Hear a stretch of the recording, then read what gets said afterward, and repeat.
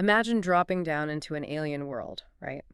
The colors are shifting, silver shapes dart past you, and a massive shadow looms in the blue distance.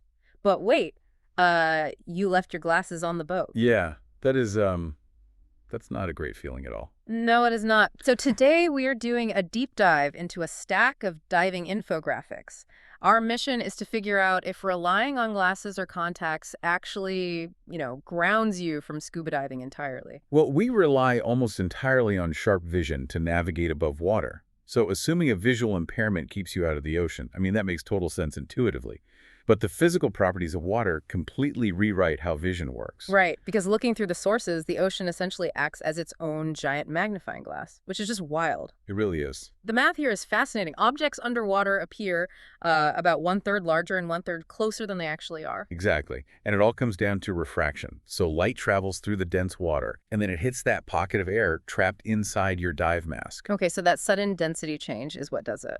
Right, that sudden change bends the light. Right. It creates this built-in magnification effect. So if you have a very minor vision impairment, like, say, slight nearsightedness, you might jump in the water and find you don't need artificial correction at all. Wow, so the water's physics just naturally compensate for your eyes. Basically, yeah. The ocean does the work for you. But I mean, that natural magnification only goes so far, right? Like, if you have a stronger prescription, you still have to bring your own correction down with you. Oh, absolutely. You definitely do. And you can't just shove your everyday glasses under a dive mask. No, definitely do not do that. Because the rigid plastic or metal arms of the frames sit right where the silicone skirt of the mask needs to seal against your temples. Yeah, the seal breaks almost instantly.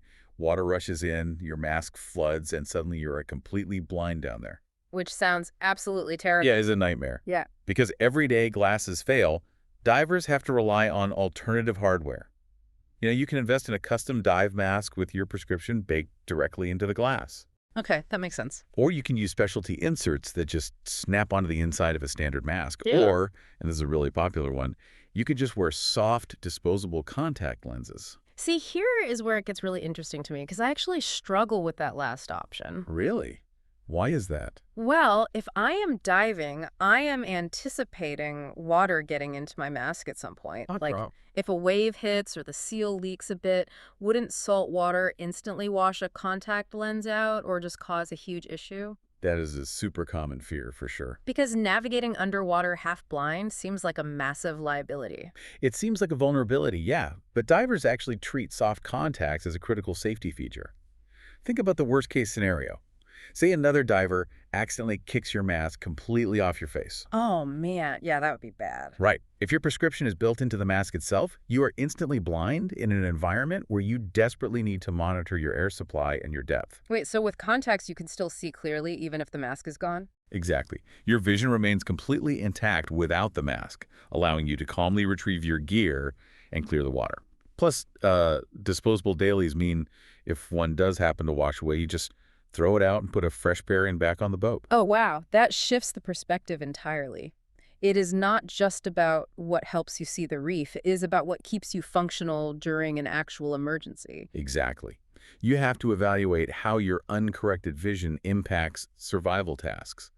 The sources highlight things like reading the fine print on an air gauge or, interpreting another diver's hand signals from 20 feet away. Which is literally life or death stuff. It is. If your natural vision, even with the ocean's magnification, leaves those gauges blurry, you absolutely must correct it. Right. And practically speaking, the choice between dailies and custom hardware just comes down to frequency, doesn't it? Pretty much, yeah. It's a convenience thing. Like, someone doing a single resort dive in the Bahamas is probably better off grabbing a blister pack of disposable contacts. Yeah, that's the easiest route. But someone logging dives every weekend in freezing cold water might want to just drop the money on a permanent prescription mask. It entirely eliminates the hassle of trying to put contacts in with salty fingers on a rocking boat. Oh, for sure. The ultimate goal is minimizing stress. The less cognitive load you spend squinting at a pressure gauge or worrying about a lens, the more oxygen you conserve and the safer you are. So what does this all mean for you? The bottom line is that needing contacts or glasses is not a barrier to entry for exploring the ocean. Definitely not. The gear and the environment can totally work with you. But it does leave a lingering, kind of crazy question. If you have a minor impairment and rely solely on the ocean's natural one-third magnification to see, does that permanently alter how you perceive the true scale of massive marine life? Like if you have only ever seen a reef shark through nature's funhouse mirror, have you ever really seen its true size at all? Keep that in mind the next time you step off the boat.